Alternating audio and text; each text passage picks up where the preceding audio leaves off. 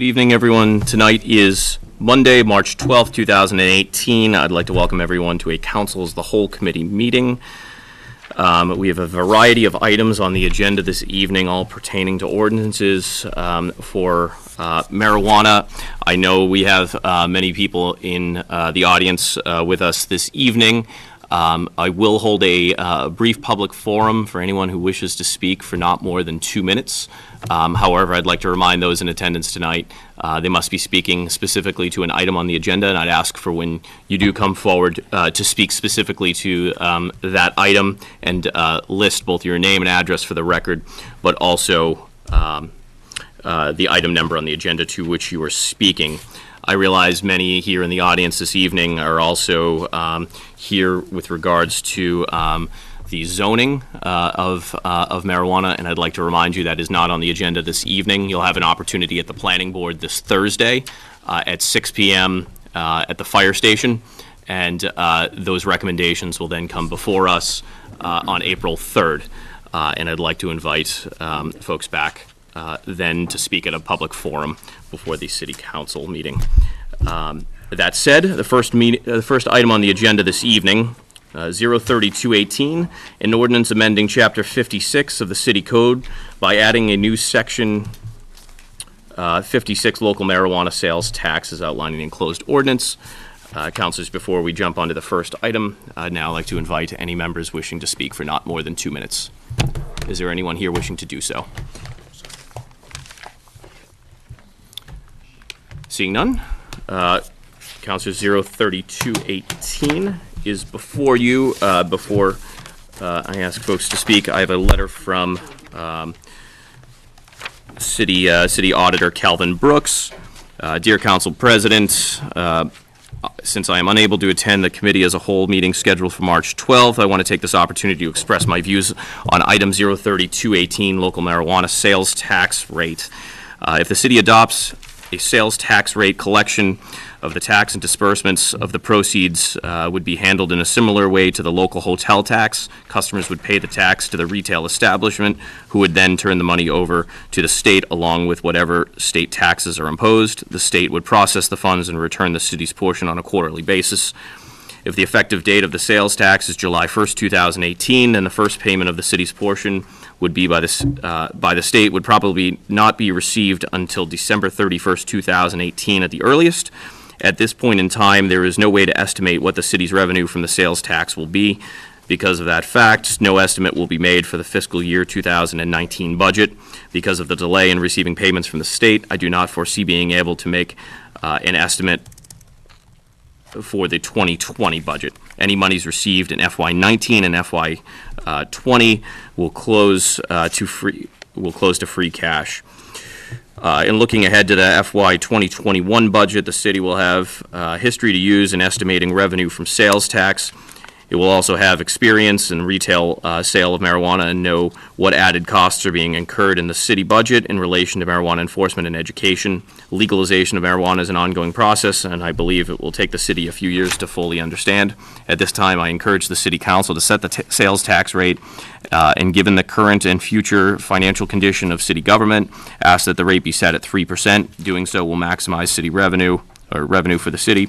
These additional resources will help further the city's growth and development and put the city government on a sounder financial footing. Thank you for listening. Sincerely, Calvin D. Brooks, City Auditor. Motion to adopt 32-18. Second. Speaking to the motion. I have a motion and second to adopt 03218. Speaking to the motion, Councilor Green. It's set currently, could be potentially set now at 3%. Do we have the ability to raise that sales tax as we see fit, or once we lock it into 3%, that's the max that we'd ever be able to receive? Solicitor Pusateri. The maximum that we can set the sales tax rate is at 3%, and that's for retail sales. Okay, thank you. I have a motion and second to adopt 03218. All those in favor? Aye. All those opposed? It is unanimous. Motion carries. 03318, an ordinance amending Chapter 56 of the City Code entitled Alcoholic Beverages shall be amended by changing the title to alcoholic beverages and marijuana as outlined in the enclosed ordinance. Counselor Green? I would just ask that in moving forward with our language that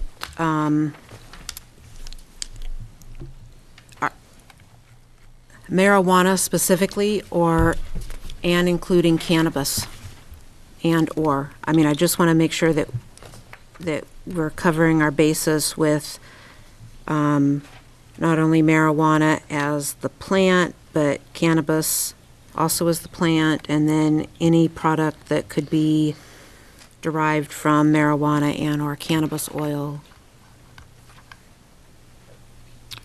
Counselor Squalia? So this is on alcoholic beverages and marijuana, amending our current ordinance, or amending the Chapter 56 of the code.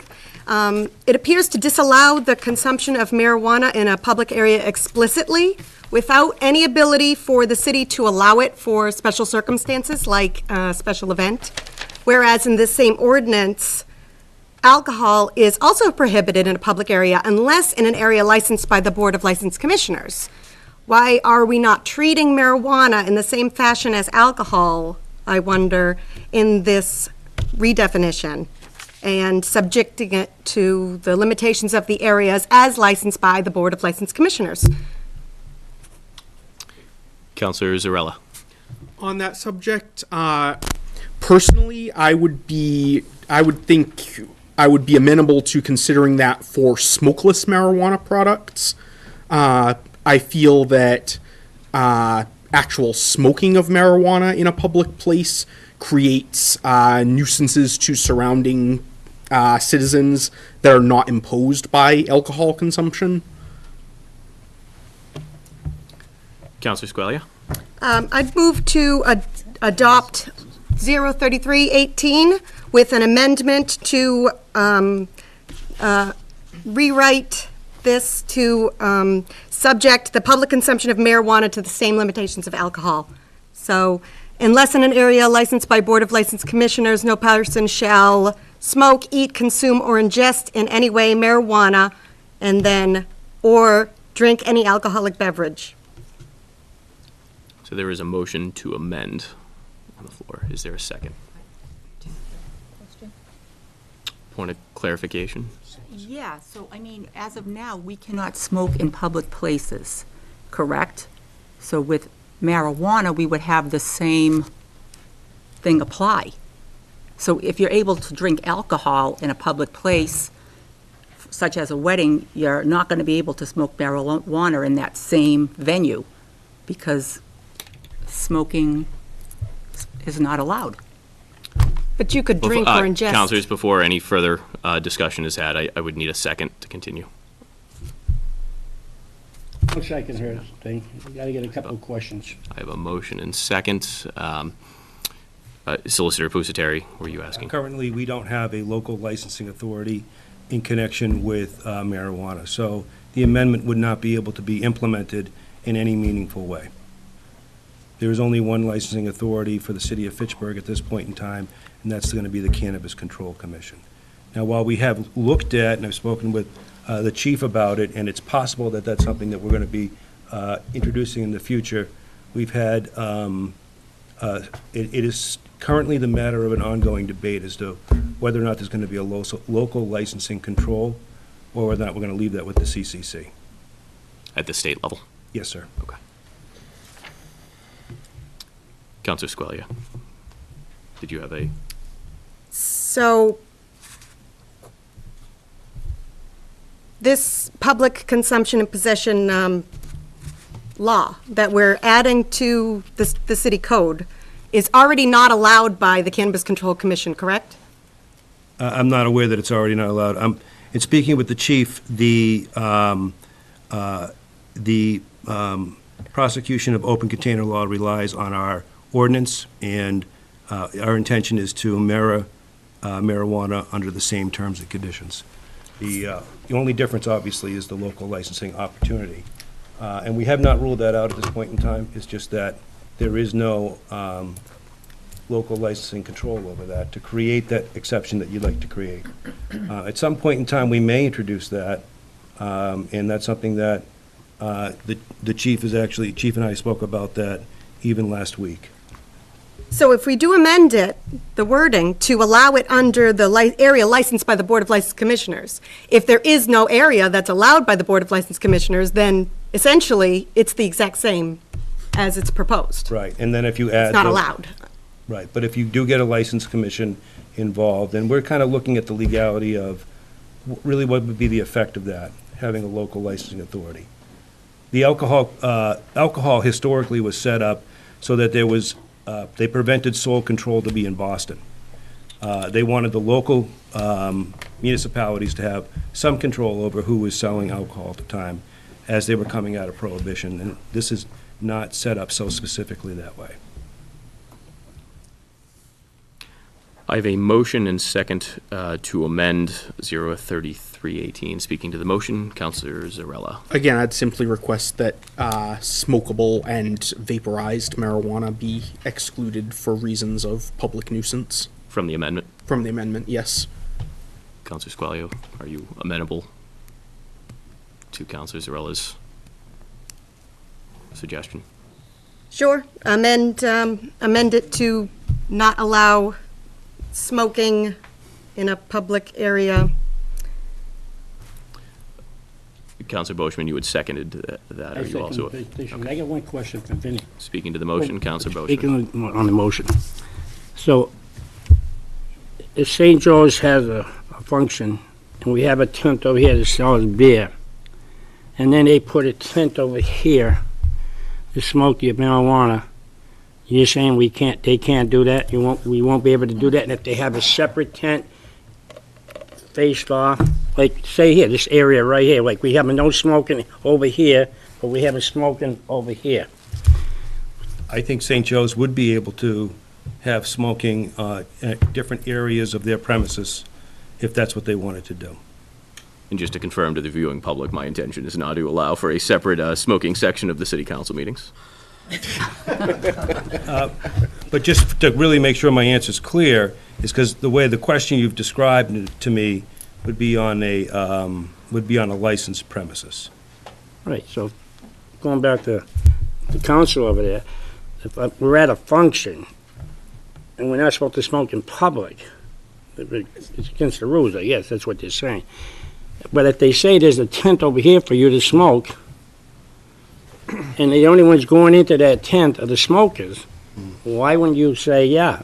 I think Steve Curry is one a chair up here to tell us about the employment laws that protect employees from being exposed to secondhand smoke and other health board-related issues, and I'm happy to hear what he has to say. Mr. Curry. So, thank you, councilors. So, the workplace smoking regulation already covers working in the, smoking in the workplace. So, as far as your private club question, the private clubs, there's already regulation in place. The private clubs need to vote annually whether they are going to go smoking or not. That would apply to marijuana as well, obviously. But my question is, if you have a Smoking function, would not be allowed in separate places of the building. It's already a regulation. well, let's use the example, the Greek festival or the Spanish festival or whatever festival you have, but it's all outside. But they have a tent that's It depends on what it is, designated over there. councilors. There is already a regular place that prohibits smoking in public places such as parks and events. So I would venture to say that the smoking of marijuana in those events would also be prohibited. What about in a private premises? And I'd just like to remind councilors that, the proposed amendment on the table excludes smokable marijuana. So, while I think these are important points to bring up, just please take into consideration the fact that that is not, as currently proposed or amended, that is not before you. That said, Counselor Caddy. So I've been trying to keep an open mind on this subject. I spoke up at our last meeting quite a bit. I really haven't thought about this subject for 45 years. But I would like to hear what the chief has to say. I think adopting this amended petition is moving much too fast. I think that with all that's before us, with marijuana coming into the city and the growers and dispensaries and medical use and recreational use, I think we ought to slow down, take a year or two, and see how the police department deals with this before we start thinking about letting people use this in public. I would like to hear from the chief. Absolutely. Chief. Happy to. Thank you, Counselor. Biggest challenge ahead of us, I'm not going to come here and give my opinion on marijuana. I believe the voters decided that a year and a half ago, where we stand as a state. However, as the head of the police organization here in the city, it's my job to enforce whatever ordinances this body, the city body, or Mass General Law comes to our attention. We need to enforce these laws. It's going to be extremely challenging when it comes to marijuana enforcement and regulation.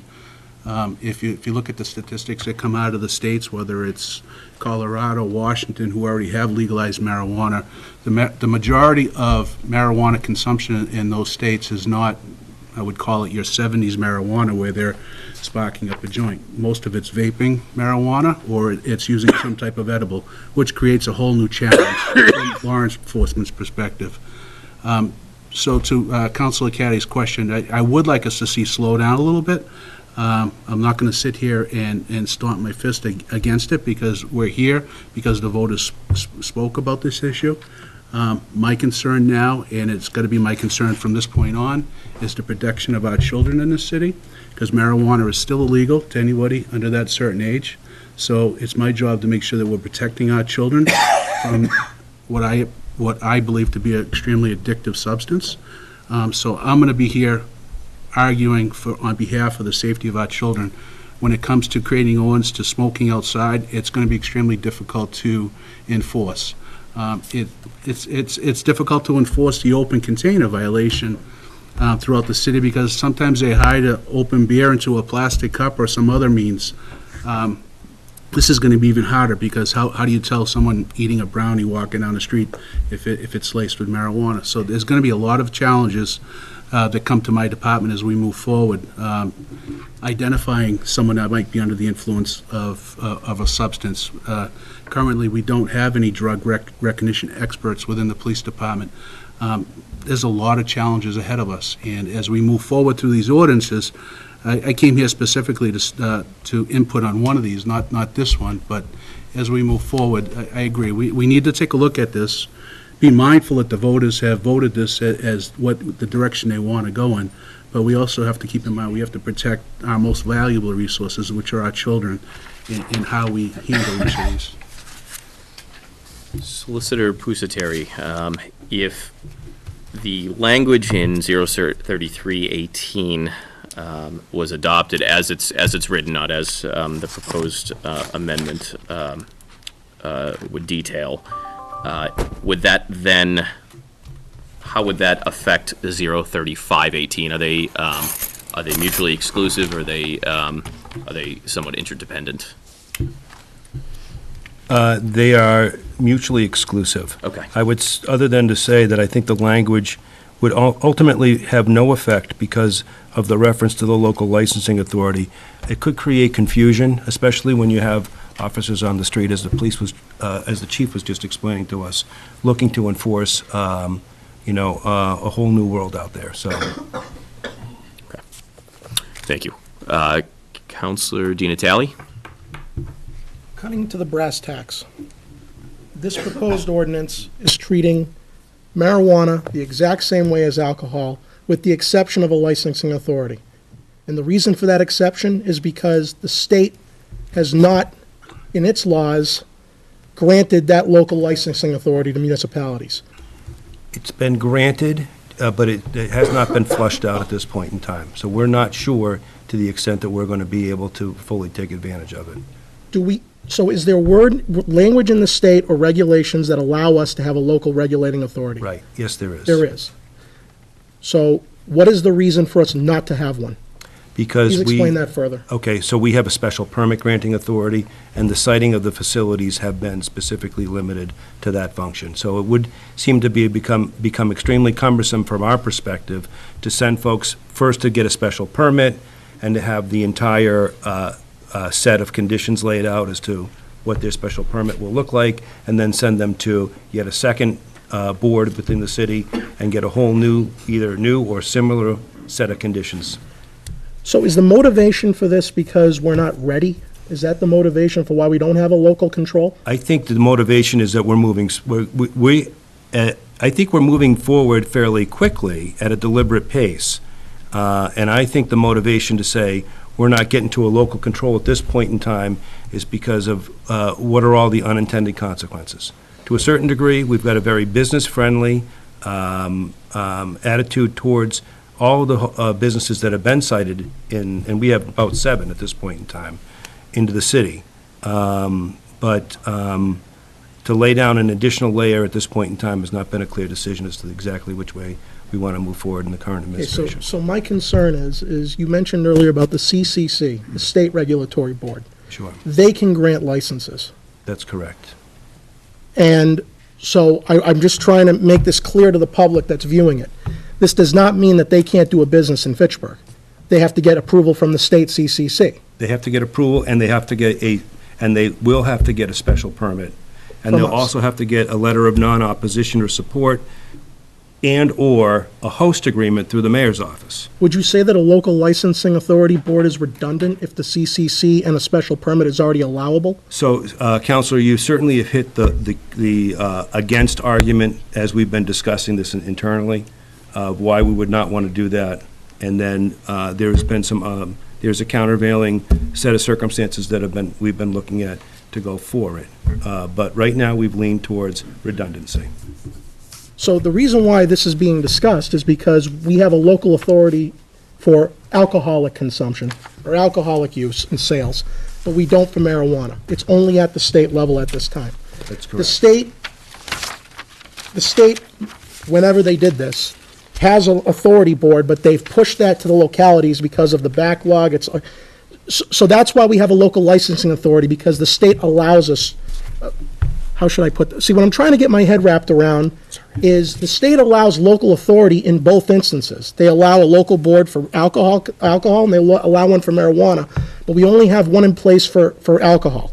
Correct. So if it's redundant to have a marijuana one, why do we have a alcohol licensing board then? Because the marijuana one is going for a special permit for each location. Whereas the alcohol does not. Correct. Because I'm asking these questions because I know what's going to happen after tonight. If we decide not to allow this amendment, it's going to be told to the public in certain avenues that we're against marijuana and we're pro-alcohol. I can see the writing on the wall right now, so I'm trying to get right down to the brass tacks of it and try to make people understand. The state is regulating these licenses, and we still have to go through a special permit locally in the city of Fitchburg. Whereas for alcoholic establishments or alcoholic sales, they don't have that special permitting requirement, but they do have to go to our local licensing board. So there is still a state regulatory authority and a local regulatory authority in total. There's 2 for alcohol, there's 2 for marijuana. Is that correct? Sure, and I would sum it up by quoting Attorney Phil Silverman, who has called us the only reasonable city to try to do business with. I mean, we have been working very well with our business partners, and for anybody to suggest that we are anti this use, I would simply suggest they're just simply not informed about all that we have I been just doing. want to make it clear that not having a local licensing board does not mean we're not allowing these products to be used or sold. Correct? Correct. And we can revisit. Actually, it's making it easier for them to come in. And so having a local licensing board would have even more constraints, because now that's practically 3 avenues they have to go to. The Correct. state, local licensing authority, and then the special permit authority. And then the mayor's office. Then the mayor's office is 4 avenues, Yes, sir. as opposed to not doing this, and there would only be 2. There would be the Cannabis Control Commission. Yep. There would be the special permit from the planning board, and there would be the necessity of having a host agreement and/or a letter of non-opposition. So there's 3 if we don't do this amendment, and there's 4 if we do. Well, the amendment is not asking us to establish a local licensing authority. No, I'm talking about the amendment to the ordinance proposal, The to amendment have to a the, local licensing yeah, the authority. amendment to the ordinance, the proposed amendment, if I understand it correctly, simply asks to have the marijuana language track the alcohol language. Yep. What my position was, is it just would not have any real effect at this point in time, because there isn't a local licensing authority currently, to allow us to create some exception to have smoking, eating, or any ingestion of marijuana or marijuana products in a public place. But this does not mean, here's the thesis statement, this does not mean we're closing the door on it. No, This does not mean we're discriminating against it. no. What we're saying is not in a public place at this point in time. Counselor, I'm not done yet. Not in a public place at this time, but we allow alcohol at a public place. Only in the rare exception that somebody comes out and gets a one-day liquor license. So, for example, the dining on Main Street.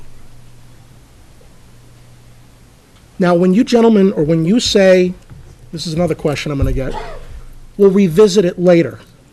That's a very wide-open range. Sure. Later could mean 6 years from now. I mean, Any counselor, at any point in time, can always file a petition to amend the zoning ordinance or to amend the ordinance of the city of Fitchburg.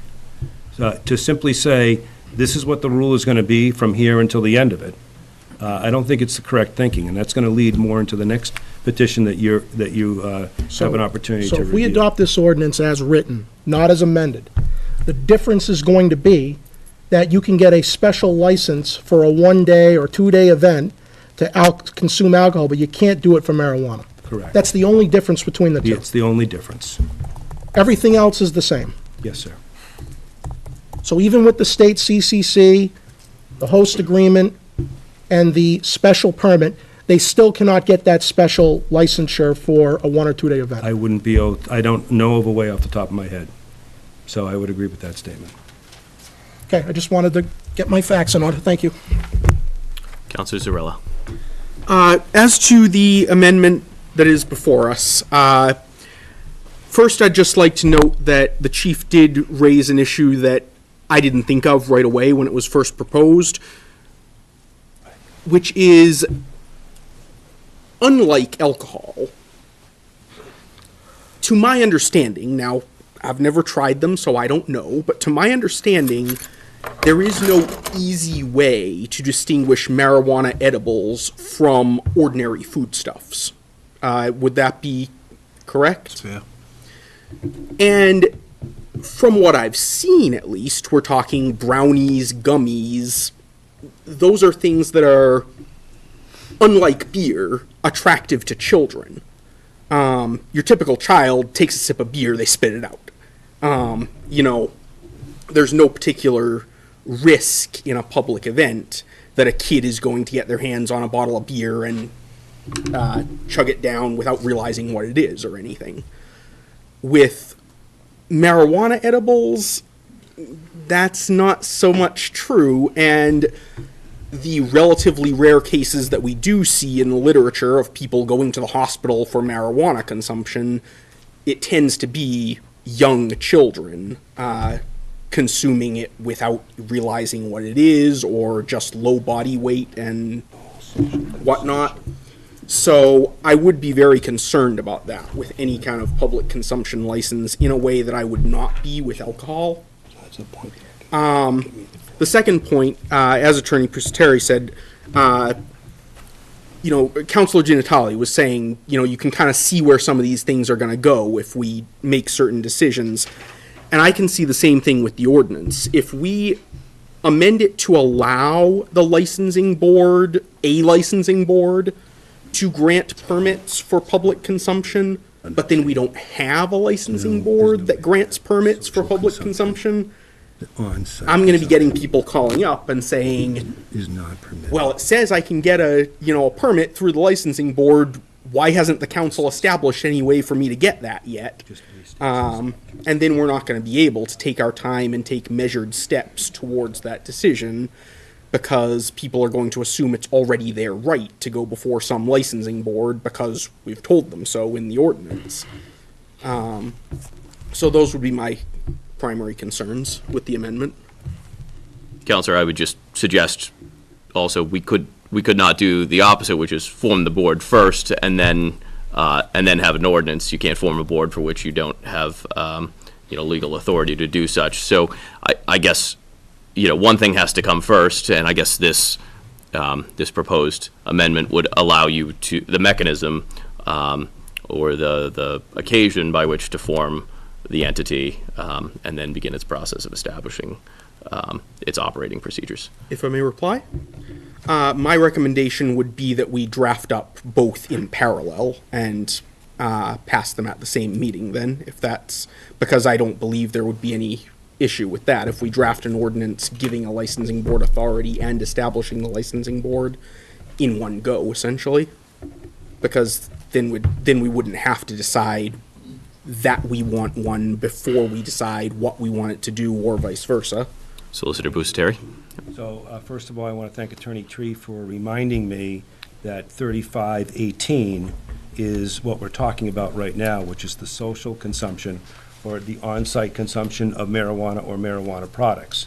So it would be like the bar room, if you will, or maybe if you call it a one-day event, would be kind of, we had the beer fest, maybe you would be in your mind talking about a craft growers coming in and social marijuana consumption by Mass General Law is prohibited unless there is a positive referendum that's passed in the city that allows for it to happen. So all of this is moot until something like that would occur, which would be substantial. The Cannabis Control Commission has delayed issuing regulations on it and is not going to license any of these establishments for over 4 months. And then even after that, they're going to take for a total of 7 months in total between review and then drafting of potential regulations.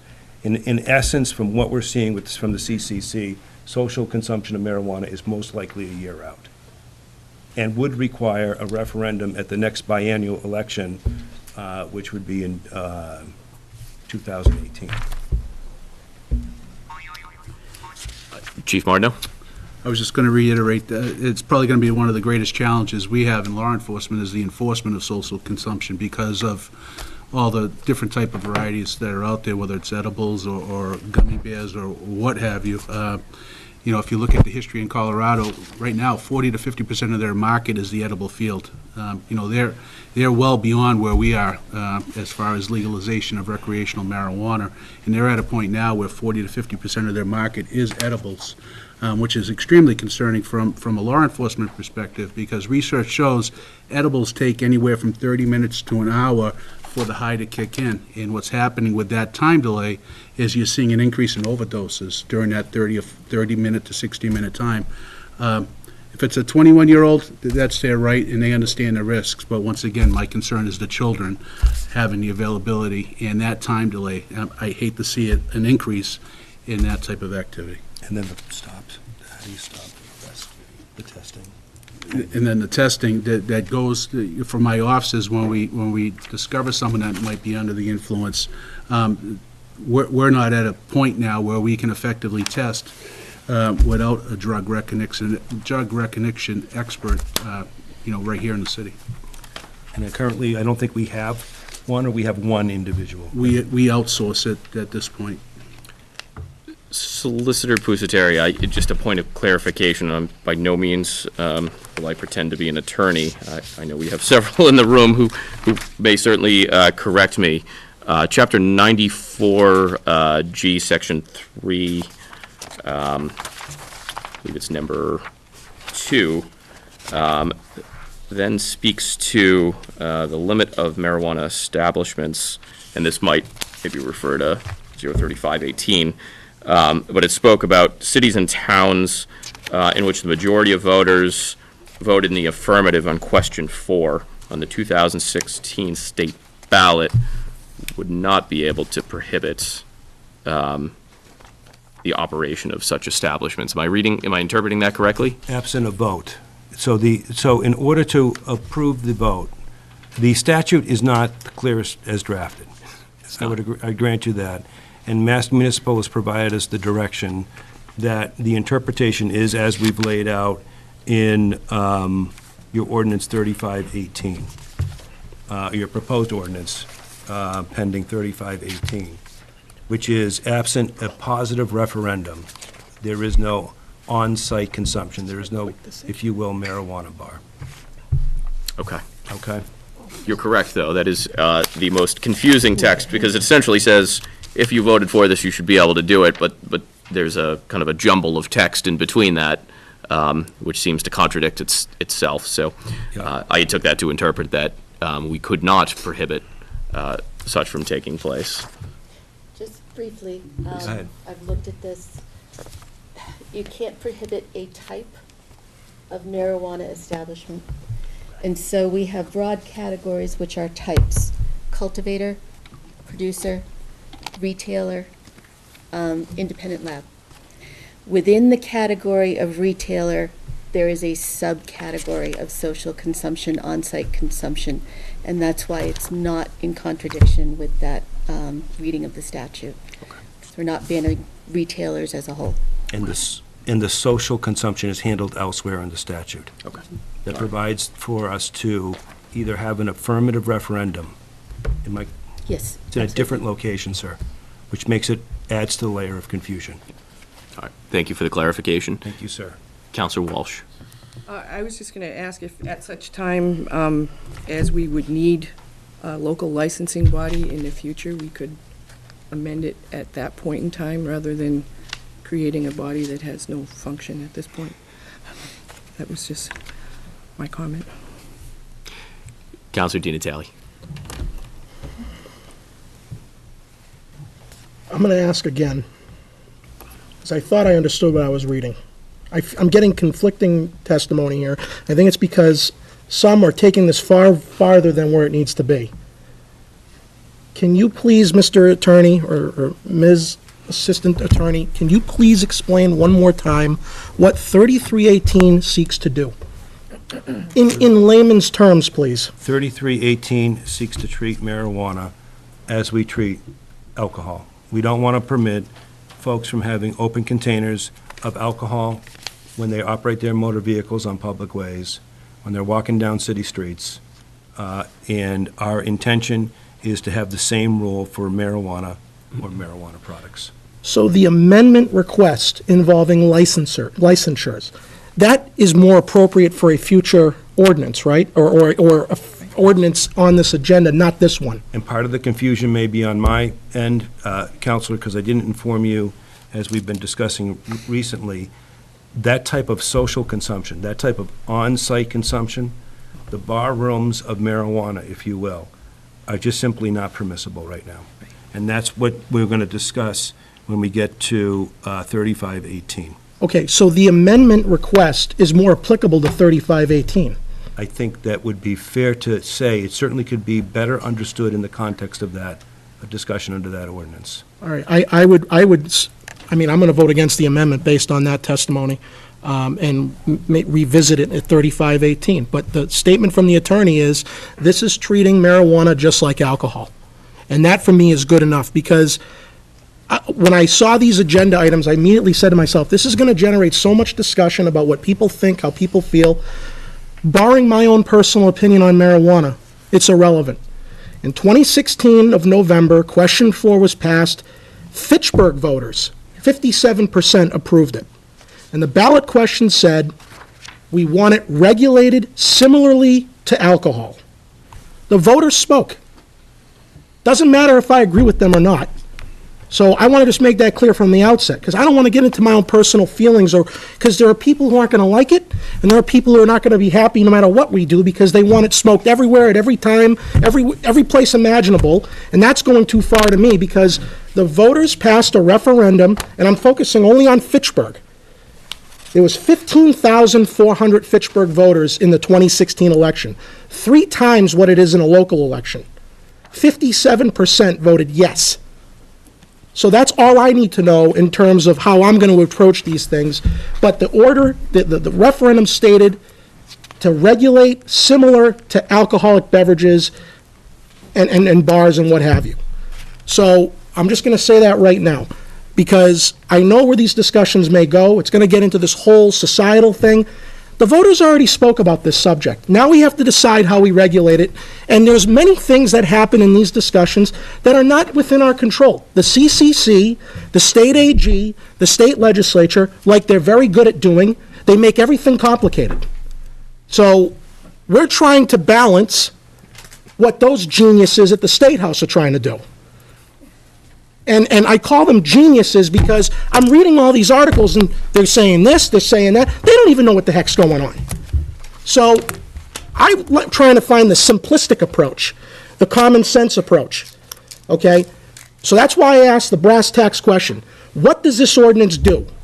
It treats marijuana the same as alcohol, and that's good enough for me to move forward on this ordinance. Thank you. Counselor, I would suggest if we were treating it truly like alcohol, then we would actually vote for the proposed amendment, which would allow, as with alcohol, a licensing authority to be able to grant exceptions for where in public alcohol may be consumed. Mr. President, the attorney just said that it's more applicable to 3518. But And he also said it has no bearing on Counselor, you what do we not do. have the floor right now. I do.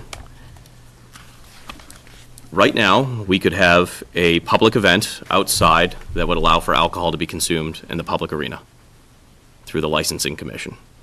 Whether it's a Brewers Festival, whether it's an outdoor venue or forum. Right now, by voting as it states without the proposed amendment, we would be treating alcohol differently from marijuana.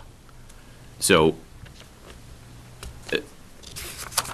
the city solicitor has said, my understanding is, we would be, that the proposal is to treat it like alcohol, except for that there would be no secondary route for the granting of a public permissible use outside. Am I correct in that understanding, Solicitor Pusateri?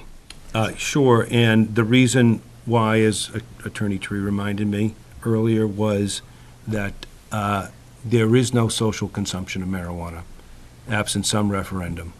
And even then, the CCC will not license those things for at least, what they said was 7 months, but we've come to learn that to be a year.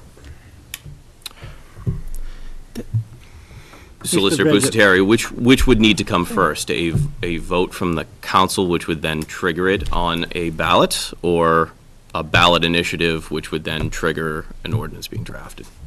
It would be a ballot initiative. Mr. Councilor President, Boschman. would you like me to withdraw my second motion? Councilor, I don't think that's necessary. We'll simply take a vote. Councilor Squalia. So we're talking about, right now, we're talking about allowing it in a public area, which is already not allowed per the Cannabis Control Commission, right? So what we're talking about right now is further disallowing it, further banning it, with no ability to adjust that. Like with alcohol, it's banned in public areas. You cannot drink alcohol in a public area unless the License Commission, unless an area licensed by the Board of License Commissioners grants you a license. So by treating marijuana like we are treating alcohol, we would be setting up the framework with the proposed amendment to allow this in the future, if it's ever allowed in public, to be licensed by the Board of License Commissioners. That would be the licensing authority. But since there is no mechanism in place, and since it's already not allowed, by simply amending this, it has actually no effect. We're not allowing social consumption by this amendment or by this ordinance, but we're setting up the mechanism in place so that it's set up into the future for the Board of License Commissioners to be that authority. Councilor Zarella. Again, I think having an ordinance on the books that is drafted in a way to be unenforceable or a dead letter is bad practice, and I think that at least in principle, if not necessarily in technical legality, it exceeds our power as a council to draft an ordinance that violates what is currently allowed by the state, so that we have it in place in case it ever becomes allowed by the state.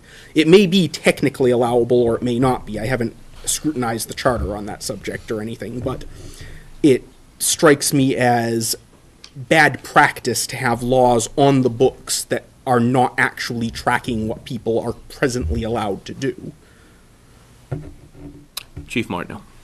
To speak about what you had just started speaking about, the enforceability part of it, this is similar to the same way we treat alcohol in public. We have an ordinance in effect. One of my police officers comes across someone drinking alcohol in a public place, either walking down one of our public streets. We can take enforcement action, and we have several options. We can summons a person and we can arrest a person for being in violation of a Fitchburg General Ordinance. Now, we take that Fitchburg General Ordinance and we submit it to the district court for a review. So this ordinance specifically will give our officers the authority to do just that. When we speak about using marijuana in a motor vehicle, that's already regulated under Mass General Law. We're talking specifically outside in public consumption. So I would keep the motor vehicle part of it out of the talk process, because that's already regulated by Mass General Law. This will give some guidance for the police officers in the city that could enforce public consumption using this ordinance and bringing that to the district court. Without that, we have no actionable item to take any type of enforcement. So that's the necessity behind this ordinance at this point. And just to clarify, Chief Martineau, I was speaking of the enforceability of the amendment, not of the... I see. That's probably the most important aspect of this specific this ordinance right here, is giving our officers the ability to enforce if necessary and have something that we can bring to the district court under city ordinance. Thank you, Chief. I'm confused. As much as I feel that the will of the voters in 2016 was to move forward with the spirit of the proposed amendments, Councilor Zarella does raise a good point of our local ordinances should not be in direct conflict with Massachusetts general law. I believe it's prudent for us to wait for the Cannabis Control Commission and at the state level for the allowable authority to move forward as the proposed amendment has been discussed. So I'd say we're unfortunately at the mercy of the state process, letting that play out, and then certainly councilors would then have the opportunity to put forth a petition that could reflect what would be allowable by law, assuming the Cannabis Control Commission allows for such in the future. That said, I have a motion and second to amend 03318. All those in favor of the amendment, please raise your hand. 3 in favor. All those opposed? 7 in opposition? 7 opposed. Move 3318 be granted. Second. I have a motion and second to grant 03318. Speaking to the motion, all those in favor? Aye. All those opposed? 1 in opposition? Motion carries. 03418, an ordinance amending Chapter 56 of the City Code by adding a new Section 56-3, marijuana retailers, as outlined in the enclosed ordinance. Perhaps the best way for us to begin is, as Councilor Di Natale had actually asked previously, halfway through the last discussion, City Solicitor, would you please, in very layman's terms, in a very brief description, outline what 03418 would do? So 03418 is meant for us to be a starting point. We are looking to cite 4 non-medical marijuana facilities, and we would like to pass this ordinance so that we could do that. Folks that have been somewhat in opposition of this ordinance have talked about this as a limit. This is certainly not a limit. At any point in time, any counselor can seek to increase the number by filing a petition with this body to amend this ordinance. We have not consumed this limit yet. We have 2 medical marijuana dispensaries, one that has a special permit, one that has applied for a special permit, has had an informal meeting with the planning board, and I would assume would likely get it because of the operation that they are presenting. What we'd like to do is have the starting number to be at 4. I bring up the medical marijuana because it's very likely that those folks will transform their business to go from medical to medical and non-medical marijuana use. Mr. Solicitor, you mentioned the number 4, but it would actually be setting 20% of the current number of liquor store Package store licenses, correct? Okay. Yes, sir. But I am trying to use layman terms, so we're saying I appreciate that, thank you. We are very concerned about what the unintended consequences are for moving too quickly by opening up the city to too many sites for dispensaries. The thing about unintended consequences, it is unforeseeable what they are. That's why they call it unintended consequences. And it is a well-established principle in any political science course or any government course to be very wary of what those unintended consequences of any decision that we would take. There will be unintended consequences of establishing dispensaries in our city. We don't know what those are. The chief has previewed other states and their municipalities and has found a lot of information as to the problems that those people have, and he's here and prepared to talk about them. But I think this goes into the category of, this is not a limit, this is a start. We want to take a few steps into the water and see how it goes. We want to come back once we've reached this cap, and once we see that we want to have some more, make an appeal to you at that time. And then we can take a look at where we are and then move in the right direction. And that's pretty much it. The ordinance is a good start, and we'd hope that you adopt it. I did want to add, and I had some opening remarks about all these ordinances. I want to make sure it's very clear. This administration, myself, Mr. Skorowski, Chief, we've been working for over 2 years with many of the businesses that have been coming in. It's given us exposure to many experts who have cited facilities throughout the country, Colorado, Oregon, Washington, and they have been very helpful to us, to educate us about what these facilities are and what they are not. We have shared our ordinances with them and their attorneys. We've gotten positive feedback from many of them, and we've adopted quite a bit of what they have recommended to facilitate a thoughtful approach to establishing this type of industry in the city of Fitchburg. I've already alluded to my friend Attorney Phil Silverman's remarks that we're one of the most reasonable communities to work with on this topic. The collaboration that we had, I think, has been a great, thoughtful approach. It's produced these ordinances for your consideration, and this one being one that we're particularly concerned about. We certainly want to take a slow start. We're not even close, as I said, we're not even close to coming up to 4, but once we get there, we're going to have a better view of the lay of the land, and then we could take the next step at that point in time. And I don't know, maybe the chief would like to add a couple of comments, if he could be recognized. Chief, please. I've spoken to my colleagues across the state, chiefs from the largest cities in the state down to some of the smallest communities in the state. And I have to say that our community is ahead of most of those communities on how we're tackling this new world we're living in. And we're well aware of the 20% limit based on the package store licenses. And it's important that you really understand that 4 is just a starting point. The attorney spoke about the unintended consequences. Several years ago, when we began this journey, a large contingent of chiefs went out to Colorado and went out to the state of Washington to look at the unintended consequences that centered around recreational marijuana. This was prior to the vote, and we were looking at a much larger picture. Now that the vote is taken and the voters in the Commonwealth have voted in favor of recreational marijuana, we have to take a harder look at the unintended consequences. And, some of them are as simple as an increase in motor vehicle accidents because of the edibles, an increase in drain on the health-related services in those states. And I don't want to sit here banging the drum saying I'm totally against marijuana, but we have to look at those. And we don't know what the city of Fitchburg is going to look like in 3 or 4 years from now. So if we expand the opportunities too quickly, we may be getting ahead of ourselves. So, I would urge that we proceed cautiously, knowing so that we're far ahead in many communities in the state about being an open and inclusive city, that, we are open for business, and we did listen to the taxpayers, and we listened to the voters of the city, and we are moving forward.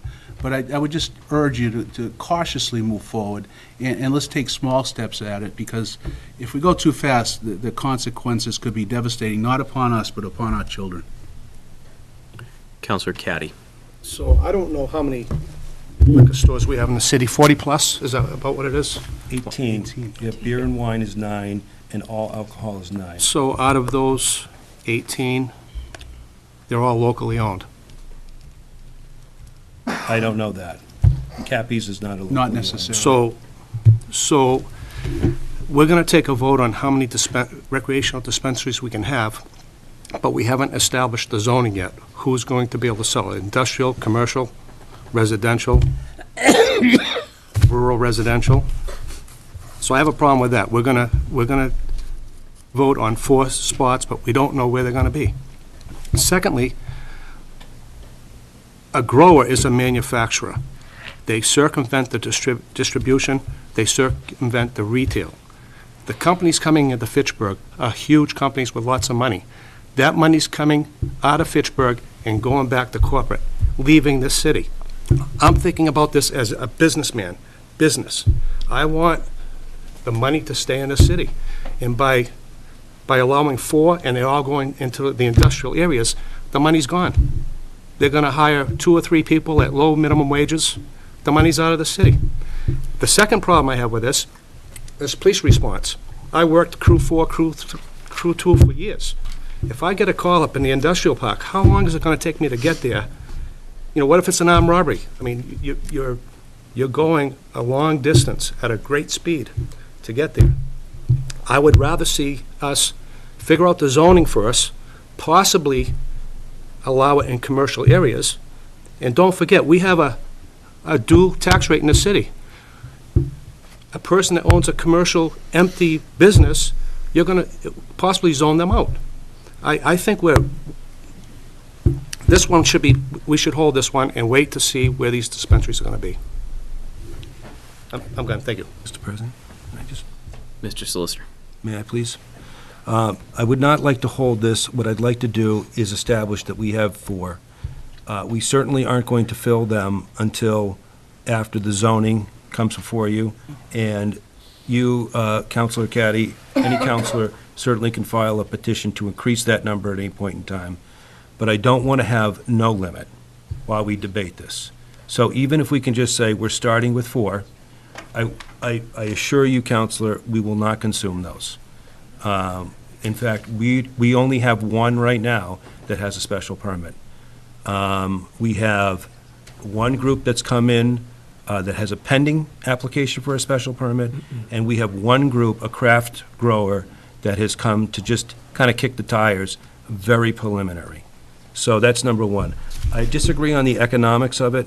Most of the folks that we have met with, their distribution facilities are out east because they've explained the economics does not support that. In fact, what we like is with most of the distribution going on the outside of the city, east of the city, or maybe in Amherst, we're bringing funds from outside to the city into the city. The administration has added an estimate of about $8 million in local payroll that folks in our community would be good, long-term, well-paying jobs that they will be able to maintain and sustain themselves. And on the zoning issue, it just simply isn't before us tonight. That's going to be a discussion that's going to go on the planning board and then back before you on April 3rd.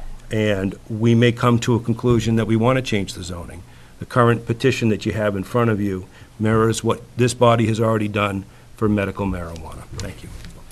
Councilor Caddy. You implied that there's 2, possibly 3, that are already in the pipeline for a recreational marijuana dispensary. Are those all in industrial areas? The 3rd one is just coming in to meet for the first time.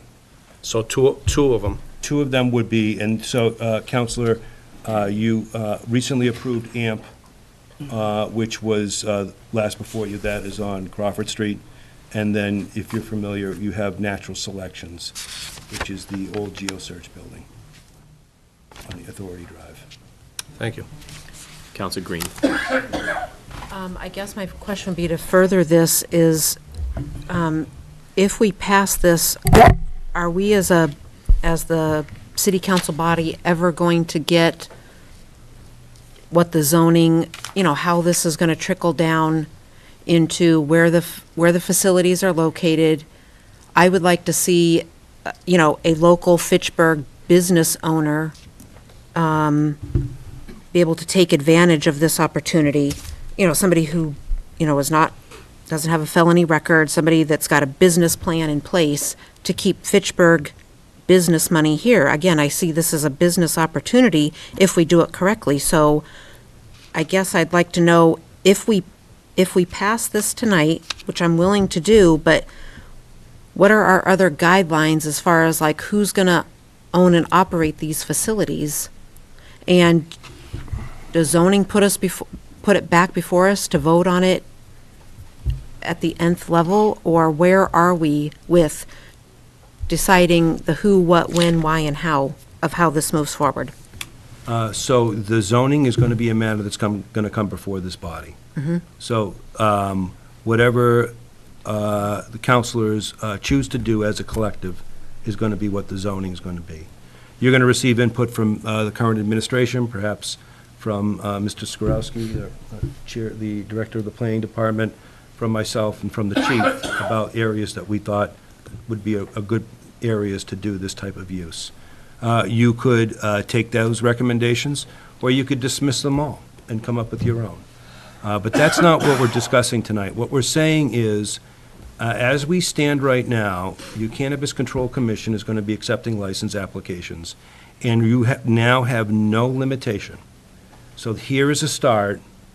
It's a conservative start, perhaps. If you were to object to it, that might be your objection, but you're far from consuming this at this point in time. Even if the third one was to percolate and to become something, it's going to be months and months and months before they're going to be ready for a special permit hearing before your planning board.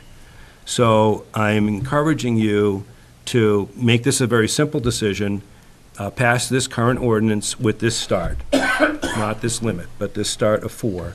And if somebody is dissatisfied with that as a limit, make it your priority to refile a petition after you have your zoning put in place. So I just want to make sure that I understand that so we can put special conditions on on what zoning brings before us, is like not necessarily the location, but who operates these, how they operate them, hours, product. I mean, we'll be able to have the control of that, or no control of that? The only thing I'm kind of disagreeing with you on, if I was to go off the top of my head, would be to say that we're going to be able to give preference to residents in the city. To a certain degree, we're going to, as a city and a permitting authority, your planning board, we're going to have to treat everybody fairly. And no one's entitled to a preference because they live in the city or they have a business already established in the city, if you will. But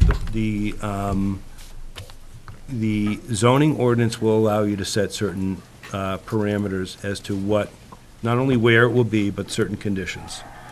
My suggestion would be to allow those boards, which is the planning board in this particular case, let them hear the cases and set forth the criteria and the special conditions that they see fit for each individual property, each individual applicant in that specific type of use.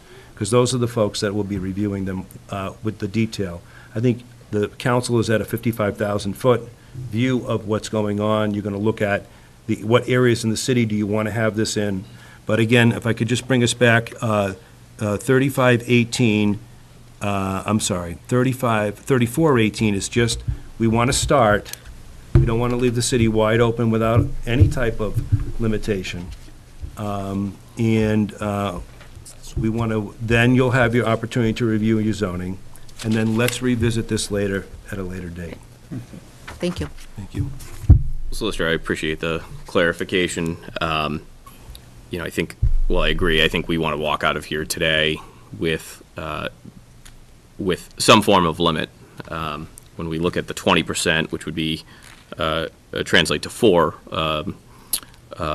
licenses in the city, we'd be adhering to the minimum that's allowed. And while 4 and 20% seem, somewhat arbitrary, it's the minimum allowed currently. I'd suggest we have 6 wards in our city. I'd suggest something closer to 30%, still somewhat conservative, but as you just mentioned, we'd then be handing the trust and authority over to our planning board to be able to go through the permitting process and be able to formally vet those in front of us. So, at the end of the day, I think we should be able to hand over some of that trust and be able to trust that the planning board will do its job and thoroughly vet and make sure the right individuals and the right locations are selected and move forward. My concern is very much what Councilor Caddy mentioned, is that, we're almost limiting ourselves. If right away we have 2, potentially a third, we're pretty much, we're going to be right up against the limit on day one. And while I understand that at any point, as is true with anything, at any point we could file a petition to change the ordinance, this is our opportunity to set it, to set it now and then to move forward. It's before us now. I'd prefer to see something, while conservative, slightly less so. See it set at 30%, which would equal 6 such licenses in the city, and with the hope, as Councilor Cowdy stated, that it is diversified throughout the area in terms of where these locations are, that they don't just end up in the outskirts of the city, abutting our neighboring towns, but there is the opportunity to have some in our more central business districts. Councilor Boschman. So, Vinnie, I understand, Mr. Solicitor, I understand what you're saying. And I want to make it very clear when I second the motion on something, on Sam's petition and everything else, I voted against this on the ballot come back fall a year and a half ago. I voted against it because I was afraid. I was afraid of this. But like Councilor Di Natale said, the voters said they wanted it, so I'm backing it.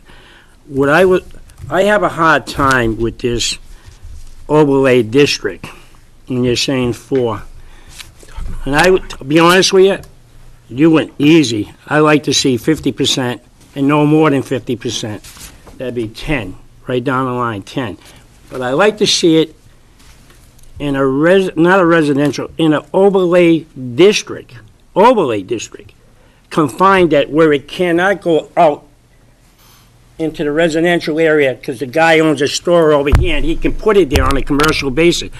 On an overlay district where we say John Fitch Highway, Main Street, and that's your overlay. So we have 3 overlay districts. That's what I like to see. Councilor, at this point, that is zoning. I know, I understand that. I understand that. I'm just I'd giving ask my... you to refrain it to Okay, the I'm number sorry, of I'm trying licenses. to... So you know where I'm coming from. That's what I'm trying to say. Because as Councilor Caddy says, manufactured retail. Now, those 2 places we just gave special permits, now they get special privileges because now they're establishing, because they're supposed to be medical marijuana. And that's the reason why we allow them to go, and that's the reason why we voted for that overlay district for medical marijuana. Medical. Nothing about recreational. It was medical. That's what we said. And that's the way I voted. And I believe each and every one of you voted the same way. Because we understood it was just going to be for medical purposes, not recreational. And I just have a hard time, like Councilor Caddy, where we just limited it to Airport Road and West Fitchburg, because the guy or the woman, the young man or the young woman, or the senior man or the senior woman, who doesn't have transportation, can't get it. How's he gonna get up there? Is he gonna walk? Are we gonna have special buses going up to West Fitchburg? Are we gonna have special buses going down to Airport Road? How did they get there if they don't have transportation? That's what I'm worried about. Chief Martineau. Simply put, we're talking about zoning issues once again. This is an ordinance putting a limit on the uncertainty of where we're headed in the future. And if we do nothing, we're going to create an opportunity to get flooded at the CCC with all these permits. So it's imperative that this body take some action on some type of limits.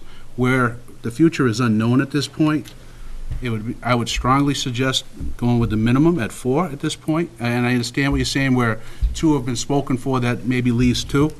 But there is just way too much uncertainty what the future lies in the new world we're going to be living in. And I would strongly suggest we move slowly on this matter and reevaluate it, and it can come before this body at any time in the future, but we need to set some type of limits this evening.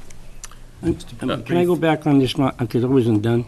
Because I understand what the chief is saying, and he said he read the thing about Carolina, Denver, out there. They started off, when they first started off, they started off with 3 pages for businesses, 3.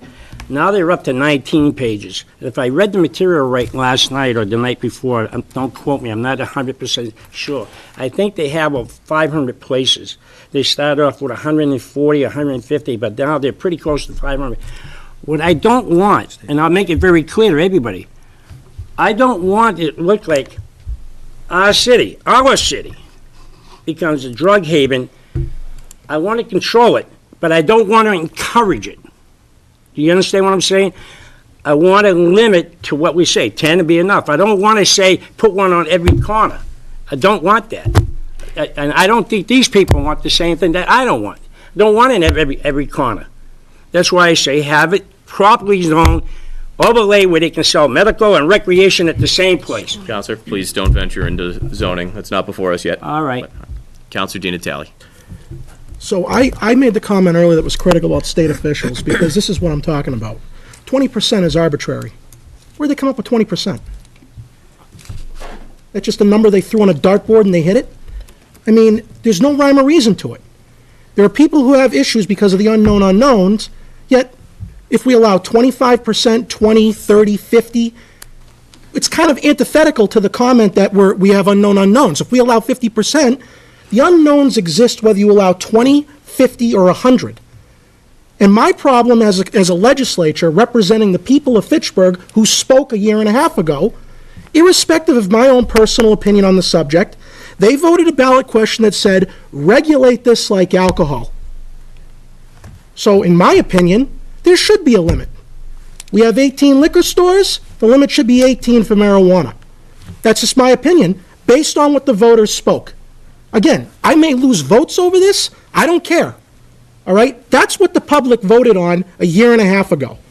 And I feel that we're discriminating against the 2 products by saying we'll only allow 4 here, but 18 here, and oh, by the way, the sky's the limit on this side of the equation. We could have double the amount of bars. Who's to say it won't be 25 next year or 25 in 10 years? It's going to be grossly disproportionate. And my concern is, while I understand there are concerns about public safety and about the societal impacts, I can't get around the fact that we were told by the voters, treat this like alcohol, and we're not going to do that. Now, I understand that if we do this tonight, it's a starting point, and that we can revisit it down the road. Again, I am skeptical, gentlemen, when someone tells me, we'll revisit it down the road. I don't know what that means. That could mean anything. That could mean 2 years from now. That could mean 10 years from now. I just had to be lectured last Tuesday by some city councils about why we need business in the city. You know, and we were talking about how we have all these empty storefronts in the city. Everyone loves to point that out because it's a great marketing tool for us. That we have all these empty buildings. Now, I'm not saying marijuana is going to save the city of Fitchburg, but what I'm saying is whether I like it or not, this is what the people voted on. What am I supposed to do? So I agree there should be a limit, but I disagree that there should be a limit different than what we do with alcohol. And it runs counter to what others have said in the past about filling empty storefronts, bringing in more commercial tax revenue. We just voted to maximize the tax revenue on these sales 3%, and yet we're going to hardly have any of them that's getting sold. So I don't want my comments, and this is why I really don't envy this subject. I really hate it, actually, because my comments are going to be viewed by the 43% who didn't vote for this, that I want the whole city to be opened up to the green. okay? I want everyone using it, I want it used everywhere, and I don't care what the police chief says and what the cops have to deal with or the firefighters. That's not what I'm saying. I'm saying alcohol has detrimental effects to people as well. And in some cases, it's even more detrimental, based on the medical journals I've read. But I don't want to get into that. I want to focus on what the voters said. They said, treat it like alcohol. And I understand this is a starting point, but my concern is, let's say when the CCC opens up the doors on July 1st, my concern is there are going to be many businesses that want to do business in Fitchburg, but they're going to find out very quickly through looking at our ordinances or calling the city that we won't allow any more than 4 establishments, and they'll go, okay, we'll take our business somewhere else. And then what happens a year or two down the road, we revisit this ordinance and say, we'll increase the limit to 8. Well, we missed the boat on all those other businesses that already wanted to do business. So I believe the limit should be alcohol, what we do for alcohol, and I'm not getting into the zoning tonight, all right? I mean, alcohol, that's a whole nother subject. My concern is if we do the limit now, and it is a limit, no more than 4, we're going to miss out on businesses that want to come here. And it's already been stated already that no matter what our limitation is, we haven't set the zoning yet. So the zoning is going to happen next month. These businesses just can't come forward to the CCC and put their business anywhere they want because we haven't established the zoning. But I agree, there shouldn't be a limitless number, but I'm wrestling with 2 facts here. If I want to limit it to how much alcohol establishments we have, so what does that mean? In 3 years, if we have 5 more establishments for alcohol, we should up the limit for marijuana? We're going to keep revisiting this ordinance every time a new business opens up. So I've had constituents say to me, why have a limit? Does alcohol have a limit? Alcohol doesn't have a limit. So I'm really conflicted on this. I am certainly not for the 4. I'm not for it. I think that runs counter to what the voters said.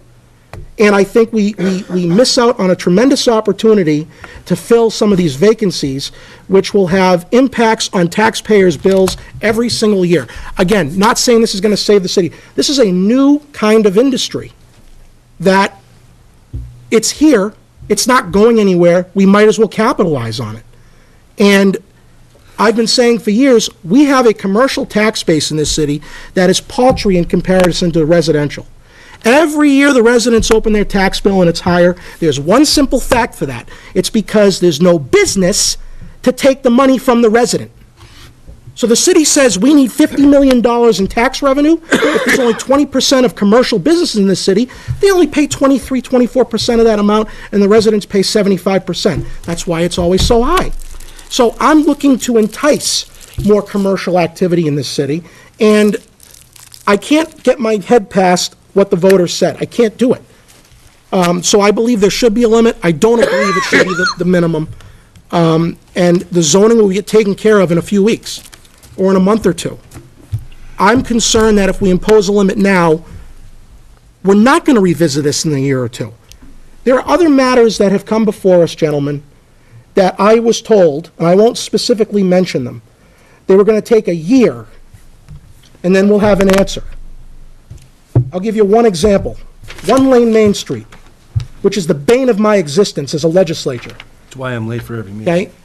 I was told, and I know Tom's going to berate me tomorrow morning, 1-year trial Counselor. period, and then we'll revisit it. Counselor, 1 Lane Main Street is not before us. I know it's not before us, Mr. President. It's an analogy. Counselor, I was asked to hold Counselor Boishman to account. I'm going to ask the same of you.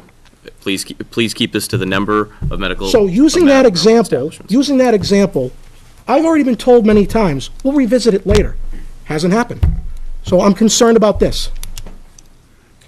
Motion to amend. Thank you. 3418 to read 40% of the liquor retailers. How much? How much, Joe? 40%, 8 permits. 50. Can I just rebut, or just respond? Is there a second on the floor? Was I done talking? I wasn't done talking. Second. I'll second that. There is a motion and second to amend 03418 to read 40%. Speaking to the motion, Counselor Squalia. So I almost completely agree with everything Councilor Di Natale has just said. We're talking about marijuana retailers, and right now we're talking about a starting point of 4, but really what that is that's the minimum allowed from the state. It's the maximum we're talking about allowing is the minimum that's currently allowed by the state. And what we voted on was to regulate this in a similar manner as alcohol. And like Councilor Di Natale said, when we can always bring this before us, but we may have missed the boat on 4. Because as Councilor Caddy said, we already have 2, maybe 3 that could be easily coming before us. And so that would be our businesses applying for these licenses, and that could be very quick.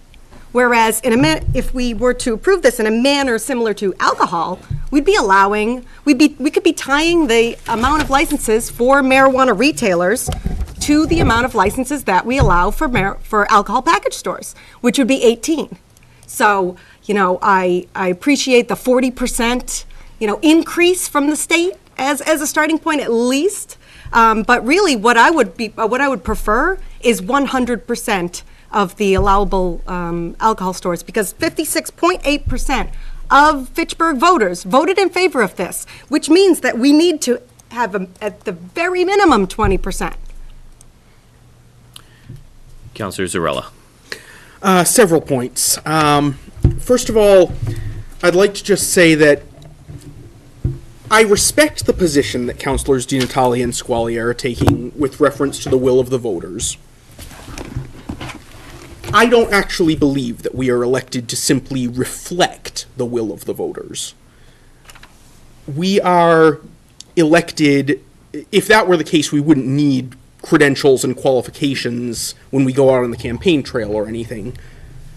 I believe we are elected to listen to the voters and then use our discretion on the matters before us. And in this regard, I see that the voters want this regulated, first of all, similar to alcohol. That doesn't necessarily mean exactly tracking our alcohol regulations. Secondly, we understand alcohol. Alcohol has been legal since the end of Prohibition and before Prohibition, obviously. We understand alcohol. We understand its effects on society. We understand how to regulate it. As the chief was saying, we understand how to test for it, how to recognize it, how to enforce our alcohol laws. That's why we can get away with having a virtually unlimited number of package stores, because we know what that does in our city. It's very easy for any one of us. Yes, one lane Main Street has taken a while, but no one's put in a petition for it. It would be, if someone wanted to put in a petition next month to say, let's raise this number, we could look at this next month. There's no need for us to wait on anyone else. But the thing is, it's very easy to raise the number after we've set a limit. It's very hard to reduce it.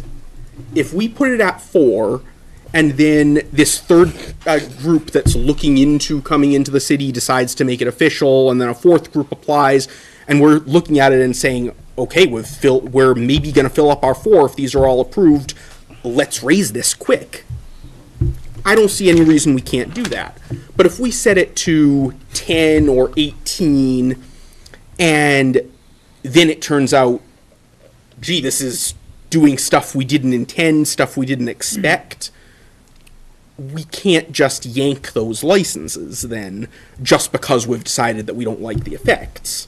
As long as they comply with the terms of their licenses and the terms of their agreements, we can't kick them out after they're here. Now I'm not saying it's likely that we will want to kick out businesses that come to our city. I hope not. I mean, I really don't think so. I want to see more businesses. But it's a one-way ratchet. We can go up as need be. It's almost impossible for us to go down if we decide we've gone too far. And the percentage, because it is a percentage, it already tracks alcohol. If we do have 5 more liquor stores next year, we don't need to directly amend the ordinance. The number of permissible marijuana establishments will automatically increase because it's 20%. The other thing I wanted to ask of either of the city solicitors, would it be possible for us to draft this ordinance in such a way as to give ourselves the authority to increase the number of permits allowed without having to go through the full ordinance process with multiple readings and whatnot?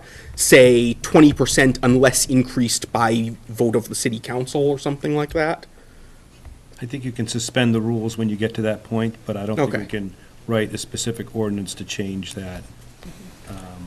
You have a different opinion? I would confirm, and in addition, because this limitation is contained in both zoning and regular ordinances, both would have to be amended, and the zoning ordinance has to be amended through the zoning process.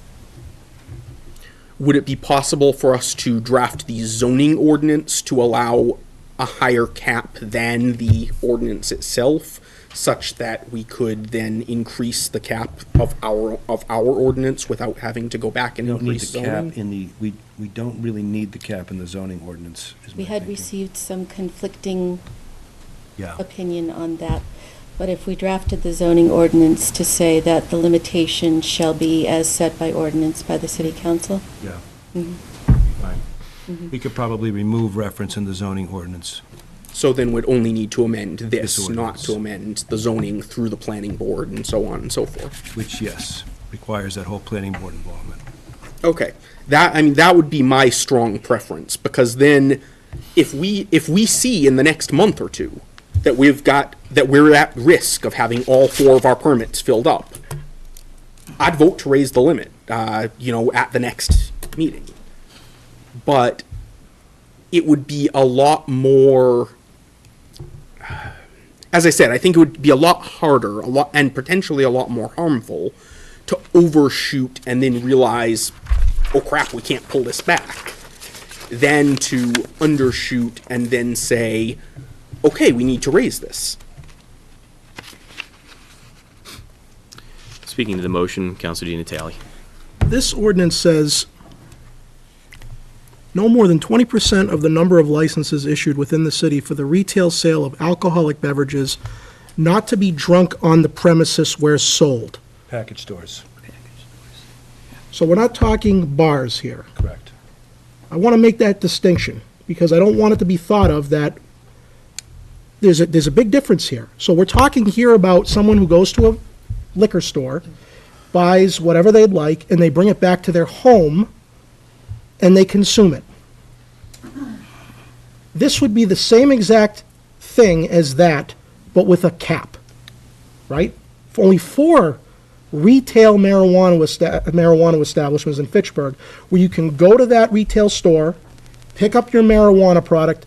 You can't do anything with it like you can't with alcohol, same treatment, No. but you can go back home and use the product. You can do whatever you want with it. I Well- mean, it might violate a law, but. No, that's, And those are now we're getting into what is this gonna look like? Okay. If I have 9 package stores out there, and we find that, people have the mindset, well, the voters voted for this, so it's now legal, and I just bought it legally, and now I can do whatever I wanna do with it. Because while we'll be informed about what our local ordinances are, and the chief will be informed as to what the criminal responsibilities are, most of our folks that we live in the community with most likely will not. So that's why we're cautioning, let's not buy something until we really kick the tires and take it for a test drive. but that's the distinction, though. This is not a bar.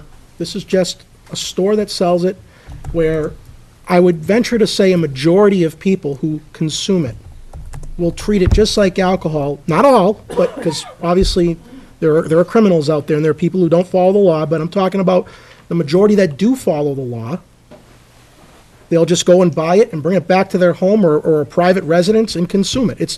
I'm not arguing the societal impact of it. I'm just trying to make a comparison here with the ordinance. It's saying a limit on marijuana retail establishments that are just like a liquor store.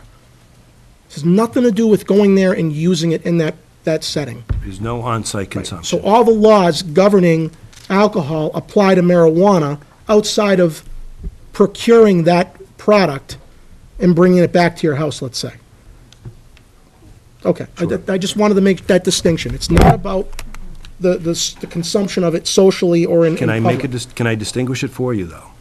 Because it's not alcohol. There is no test for it if you pull somebody over while they're operating their motor vehicle. There's no way to necessarily detect it through an odor, if it's an edible, or if it's even a vape. So we keep saying we're going to treat this, but it is a different thing. And we don't want to buy something unless we know what we're getting. And we want to test drive this first. Okay, I will finish with this. I understand all that, as I've said already. What I mean by it's the same thing is, if I like a six-pack of beer every week, and I go to a liquor store and buy that six-pack, bring it back to my house, put it in my fridge, and I drink it throughout the week, that's no different than these establishments where if I wanted to smoke this product or eat this product, I go get it, bring it back to my house, and I consume it. In that instance, there's no difference, right? In terms of granting a license to an establishment that sells the product on retail, there's no difference. I understand there's a difference between what happens after they buy it and if they break the... I get all that. And the testing, I understand all that. I'm just saying it's a retail outlet like a package store. It's not involving consumption of it at that place. In that instance, I'm saying it's the same thing. This is likened to a package store. Counselor, Thank you all you. set? Yep. I would expand on Counselor Di Natale's comment just a little bit further and just say, whether you have one retail store or 50, the burden on public safety does not change. And while I realize maybe something is slightly more readily available, whether you have one in the center of town or 50 around the periphery of the town, the product is still available to the public to consume. So I don't like muddying the waters of saying, well, it's difficult to enforce, so we should only allow one.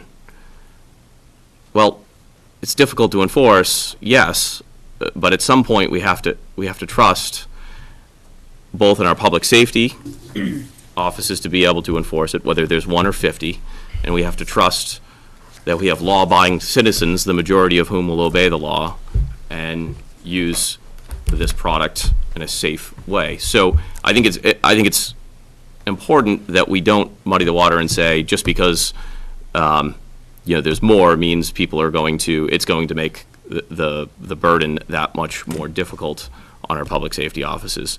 The product will be available regardless of how many options they have. It's a drive of 5 miles from one end of the city to the other. So I think that's really trying to muddy the waters when we create those distinctions. Councilor Zarella, Chief. A few things. First, I just wanted to point out we keep hitting 18 for the alcohol.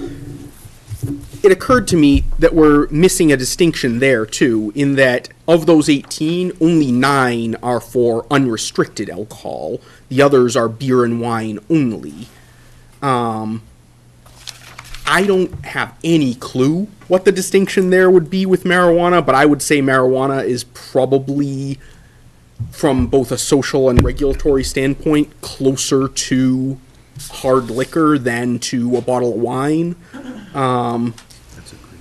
And so even if we were to consider regulating it exactly like alcohol, I would say that puts us at 9 licenses, not 18.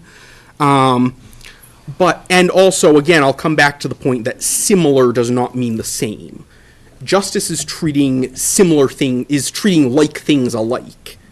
But you don't treat things alike in the manners in which they are unlike. And so, as Attorney Pusateri was pointing out, I don't think we can ignore the fact that marijuana isn't alcohol. Again, like I said before, we understand alcohol. We've built up an entire societal and regulatory framework around it over the course of longer than any of us have been alive. We don't have any of that in place for marijuana. And as far as President Kushmerik's point about trusting in our citizenry and everything, I certainly don't want to distrust our citizens. But ultimately, laws aren't for the people you can trust. The people you can trust don't need them. A good person doesn't need laws to make him be good. It's the people that you can't trust that you need laws for in order to restrain their impulses, their antisocial behaviors. So I do trust most of our citizenry, and I would hope we always can. However, those people aren't going to act in a way that's going to hurt our city, even if we don't put any restrictions on them. Those people are the ones, I mean, they are trustworthy. What we need to do as a legislature here is figure out what we want to do to make sure that the people we can't trust aren't able to harm the ones that we can. Is that Counselor Walsh?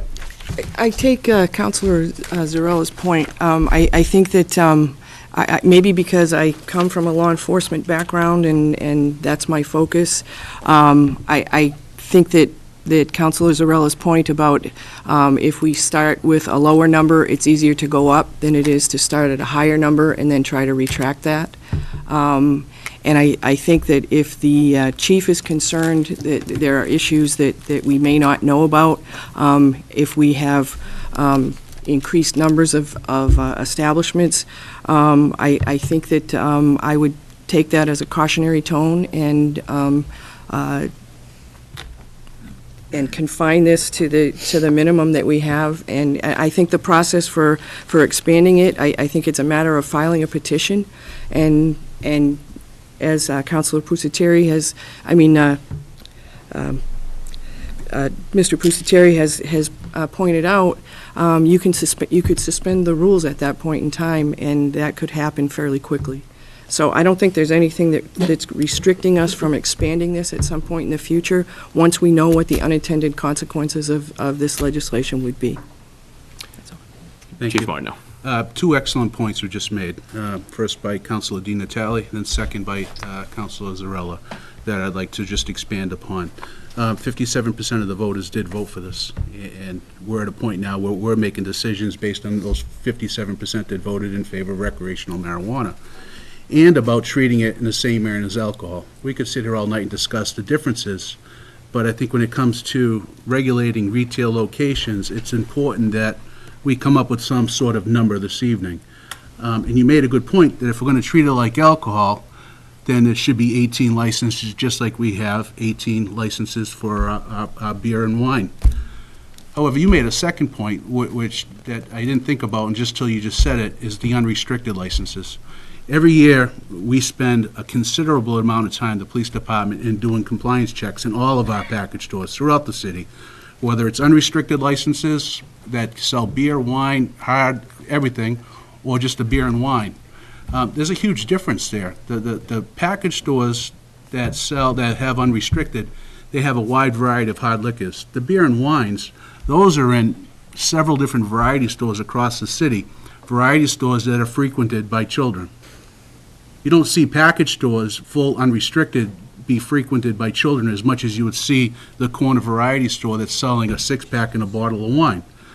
So where we started with 4, where we have 9 unrestricted licenses, that may be a better number if the council looked at it in that direction, where we're equaling it with the unrestricted licenses in the city currently, because nothing's going to change from my perspective. We're going to still have to do compliance checks at the 9 unrestricted, and eventually we're going to be doing compliance checks at whatever retail organizations we have in the city as well.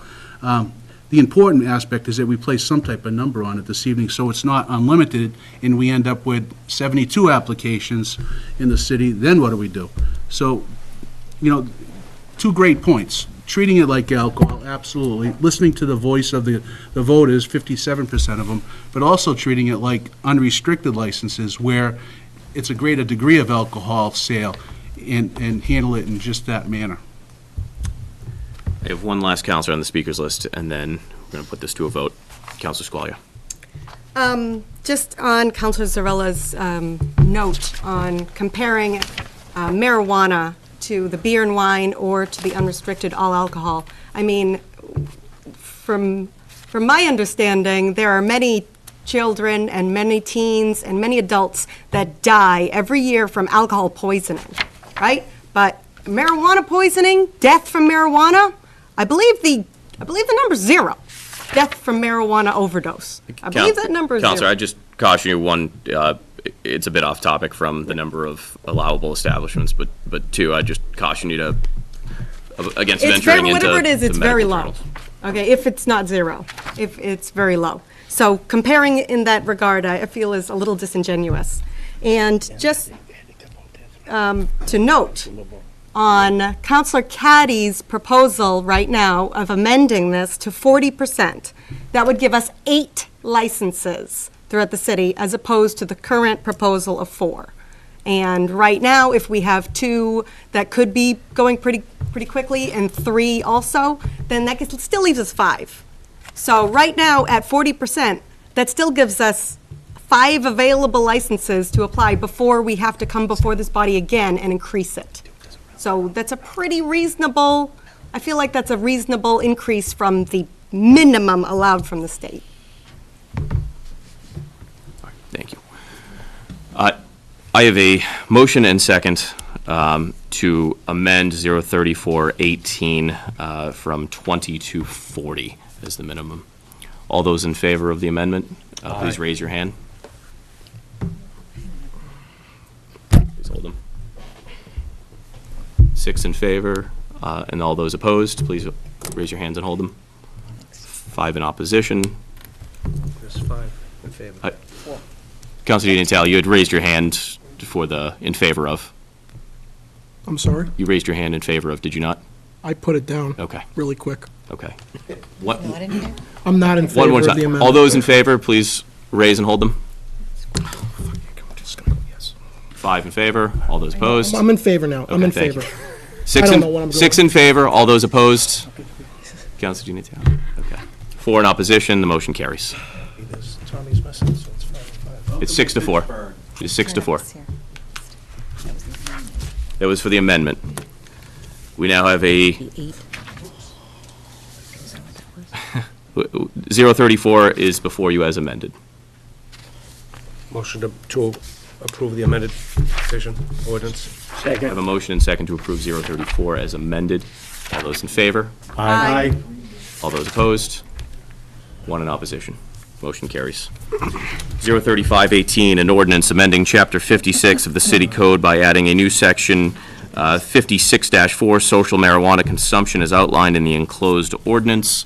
As we did last time, Mr. Solicitor, briefly, if you could summarize this. Thank you. It's giving me a chance to clarify what I had said earlier. The statute language that adds an additional complication, as we were discussing earlier, Mr. President, states that if a majority of the votes, this is in connection with the referendum, cast in the city or town are in favor of allowing consumption of marijuana or marijuana products on the premises where they're sold, such city or town shall be taken to have authorized the consumption of marijuana or marijuana products on the premises they're sold. So the statute clearly calls for a referendum.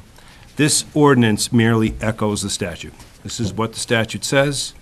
It's been recommended to us from the Mass Municipal Association to propose the ordinance that reflects the statute as I've currently interpreted it for the body. Further, the CCC has delayed any action on any of these licensings, and in fact, Mr. President, they've delayed passing any regulations on. So we won't even know what a social consumption of marijuana, on-premises consumption of marijuana, a bar room for marijuana is going to actually look like, and they don't even know what it's going to look like. So I think it'd behoove us to pass this ordinance so that we're in line with the statute. It's very clear in our city code. Thank you. Councilor Squalia.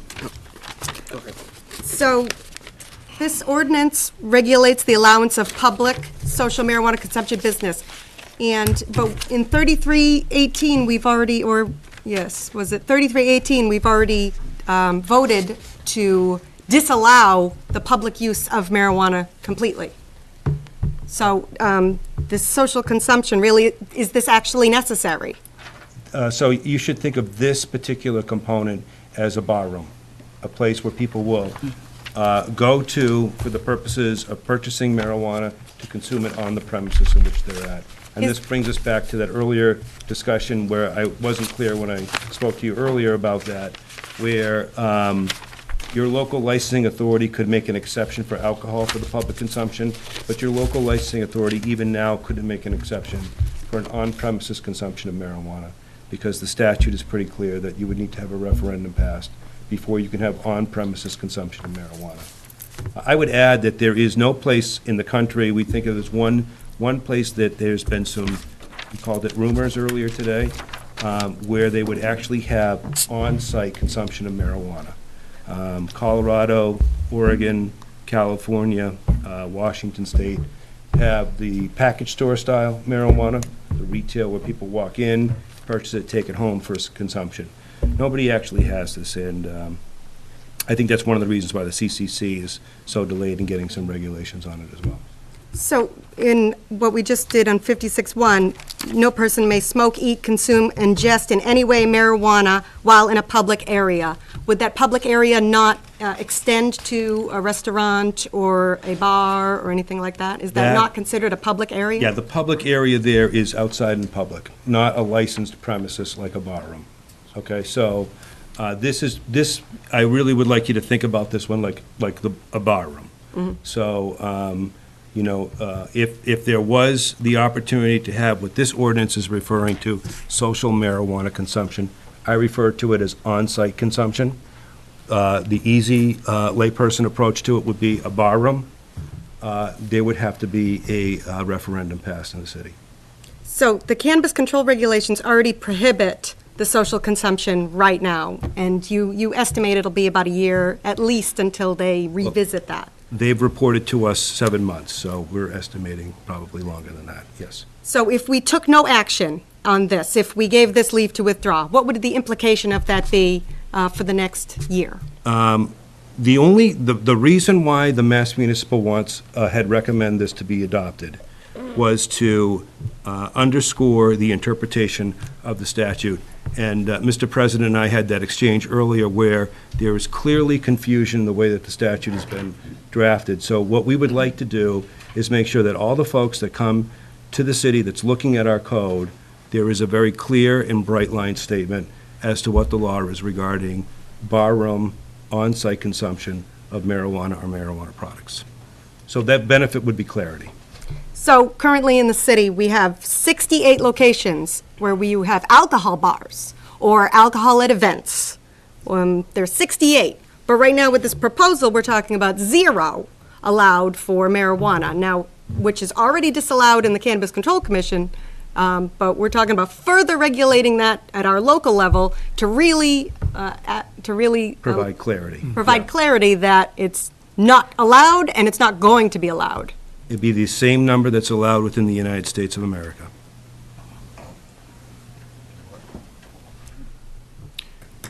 Counselor Zarilla. I would like to just, well, first, I'm going to move to approve 03518. Good. I have a motion and second to approve 03518. Speaking to the motion, Counselor Zarilla. I think, first of all, it is always a very good idea for our ordinances to be clear about what is and is not permitted. So given that we are currently, it is beyond our authority to authorize social consumption, it should be very clear that it is not authorized.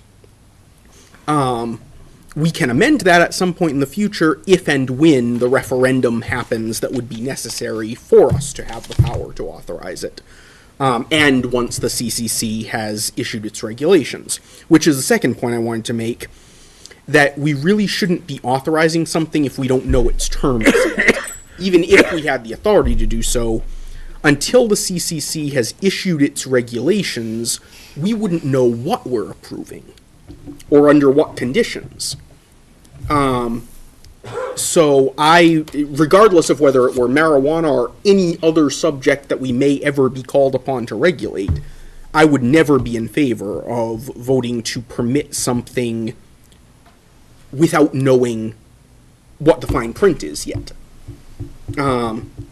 So I think we should be tracking the state ordinance for the moment.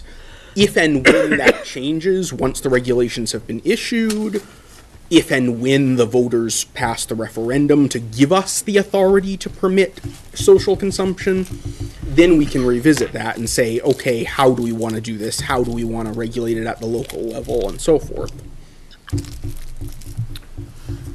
Speaking to the motion, I'll agree with Councilor Zarella's.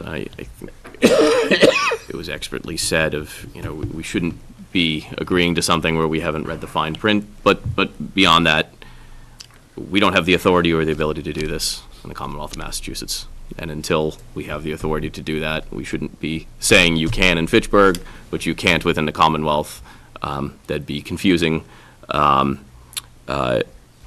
Just to start the discussion would be confusing. But I think while yes, this may have been what those 58% of Fitchburg voters voted for and throughout Massachusetts, but until we have some actual guidelines, I think it would be wise for us to move forward in approving 3518.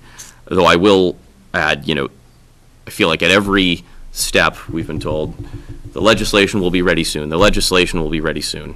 And I realize our cannabis control commissioners are working diligently to move towards that. So this isn't a criticism of them and their work, but it is a frustration of, the voters asked and there was a deadline attached to that. And I feel like every time we discuss this, we keep saying in a couple of years, in a couple of months, and, at some point it's going to be 15 years down the road, and we've really dragged out, what we were supposed to set out and do and accomplish. And, my hope is that this doesn't continue to extend, that at some point there's some firm clarity of this is law, this is not going to happen, and this will, with very crystal clear legislation that allows us to easily interpret. I know that's a pipe dream of getting legislation that anyone can read, but right now it's difficult for attorneys to interpret, and we're in our first year of this. I can only imagine what's going to happen to it in subsequent years. But my hope is that we move forward expeditiously at a state level, and that on some of these local issues we can then have the discussion and deliberation from there. That said, I have it. Councilor Squalia. So on that note of not allowing things that aren't allowed by the state, we have in here, it says it would be prohibited unless approved through citizen initiative ballot. Is that citizen initiative ballot for the city, or is that citizen initiative ballot for the state? For the city. So, we're right now, we're saying unless approved through citizen initiative ballot for the city of Fitchburg, but those citizens going through that motion, it would still be disallowed by the state. So right now, we're giving an allowance to something that wouldn't be allowed in the Commonwealth. No, what we're saying, this is a very confused part of the statute. And the Mass Municipal Association has provided us some clarity on the interpretation of it, something that we thought was the correct interpretation actually before we received it. And what it does is it removes the confusion such as what I had tonight, which was any question about the right to do or to use marijuana purchase it on a premises and use it on the premises. Are you saying that the statute is very clear, if I can just continue on that. The statute's clear. If there is an initiative in the city that gives us an affirmative vote, then it is a permissible use.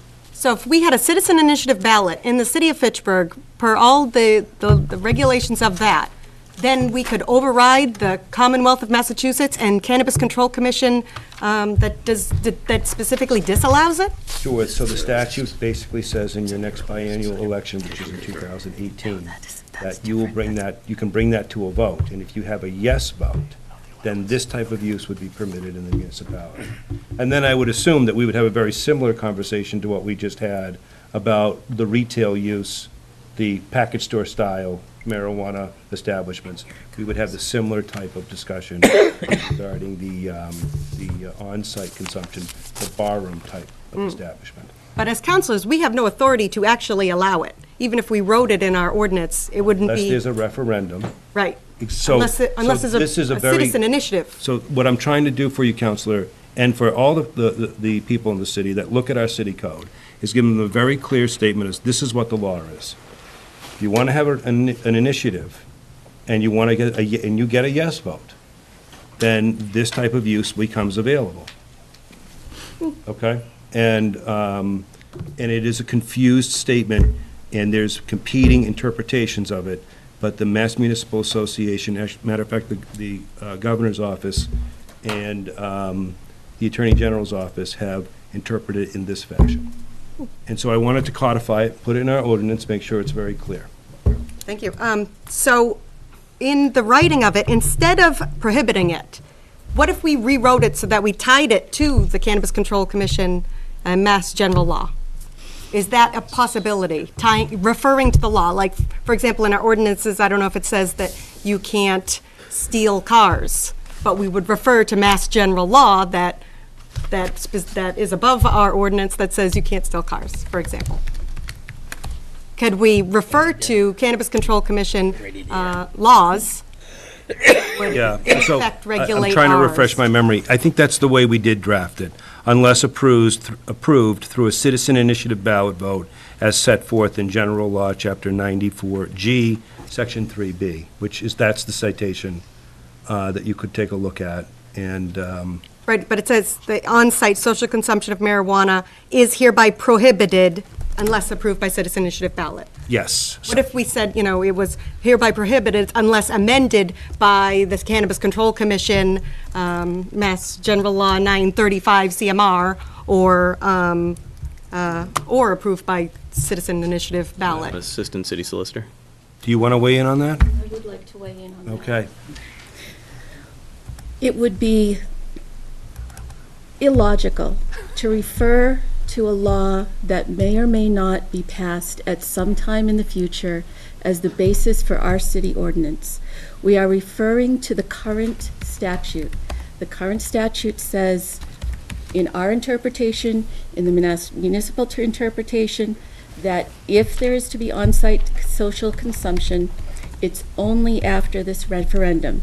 If we were to pass an ordinance that said on-site social consumption is allowed if the CCC allows it, that would be in contradiction to the statute. If we pass a statute that says if this statute is someday amended to allow on-site social consumption, then we'll accept it. That is a reference to something that doesn't exist. It doesn't make any sense. This is a reference to the current state of the law and the clarification for people who are doing business in Fitchburg, people who want to open a business in Fitchburg. That's what it is. So if Cannabis Control Commission allows it, we can amend this in the future. Cannabis That'll- Control Commission cannot allow it. You need an initiative petition. Oh, that's the only way to allow social The statute consumption? says. Yeah, and then on top of that, there has to be a license from the Cannabis Control Commission. Yes. Okay, thank you. I have a motion and second to approve 03518. Speaking to the motion? All those in favor? Aye. All those opposed? One in opposition. Motion carries by a vote of 9-1. 03618, an ordinance amending Section 13263 of the City Code by inserting the following paragraph defining the term marijuana as after the definition of the word drug in the existing ordinance as outlined in the enclosed ordinance. Motion to Mr. C- approve 3618.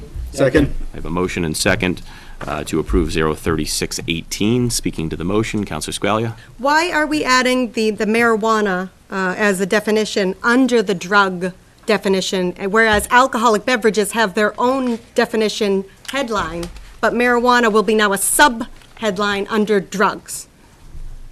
Because we think it's clear. We think it's very clear, and so, just so that we're all aware of what we're talking about, these next two ordinances are going to relate to those situations where there are parties at private residences primarily, where the adults at the residence are permissibly permitting underage persons to consume alcohol. We've seen those stories in the news, and we've seen that there's terrible consequences that can come as a result of it. The first ordinance changes the definition to include marijuana, and the second ordinance says the same rule applies, because now we've included that in the definition. I have speaking to the motion, Councilor Zarella. Yeah, I just wanted to point out that the way this is worded, it doesn't necessarily set marijuana as a subheading of drug. It simply inserts the line defining marijuana after the line defining drug. It's a list of definitions in the ordinance. I have a motion and second to approve 03618. Speaking, all those in favor? Aye. All those opposed? One in opposition. Vote passes by a margin of 9-1. 03718. An ordinance that paragraph A of section 13264 of the city code entitled Prohibited Acts shall be amended by inserting the words drugs, marijuana after the words any other private or public property, where by inserting the words drugs, marijuana after the words an underage person will or does consume any, by inserting the words drugs, marijuana before the words alcohol or alcoholic beverage with the intent to consume it as outlined in the enclosed ordinance. Motion to approve 3718. Second. I have a motion and second to approve 03718. Speaking to the motion, all those in favor? Aye. All those opposed? It is unanimous. Motion carries. Motion to adjourn. I have a motion and second to adjourn. I'd like to thank our assistant and city solicitor for all of their work in preparing the ordinances, as well as our chief of police for joining us this evening, and for Mr. Curry for jumping in on a topic as well as Mr. Skorowski. Mr. Mayor. I've been wanting to talk to you for the longest time about security and all that. Councilors, the mayor has the And floor. he comes in and sweeps in. Councilors, I'm sorry. the mayor has the floor. Sorry? Just for the benefit of the viewing public, City Hall will be closed tomorrow due to the impending storm, so just a note for you. Chief? Chief? Oh, you? Address the viewing public too. Just to make the public aware Yeah. that the parking ban goes in effect at 11 o'clock this evening. That's right. The officers will be out enforcing the parking ban. We have a substantial snowfall coming. We will be towing vehicles that are in violation of the snow ban, so do your best to get your vehicles off the street and make way for our DPW to clear the streets. Thank you. How's it been so far? Oh, there's no school tomorrow. And Councilor Di Natale, can you Still- confirm the time of the Finance move Committee around? that's been rescheduled to? It's getting better. First of all, there's no school tomorrow. Second of all, the Finance Committee meeting that was previously scheduled for tomorrow has been postponed to Thursday at 6 o'clock, and the location is at the Hammond Hall at Fitchburg State University, G02, Ellis White Lecture Hall. So it's at Fitchburg State University, Thursday, March 15th at 6 o'clock at Hammond Hall, G02, Ellis White Lecture Hall. Thank you. Do I have a motion to adjourn? There's one more announcement. Motion, trash delay of 1 day. Thank you, Councilor Green. Trash delay of 1 day. I have a motion and second to adjourn. All those in favor? Aye. All those opposed? We are adjourned. Thank you, councilors.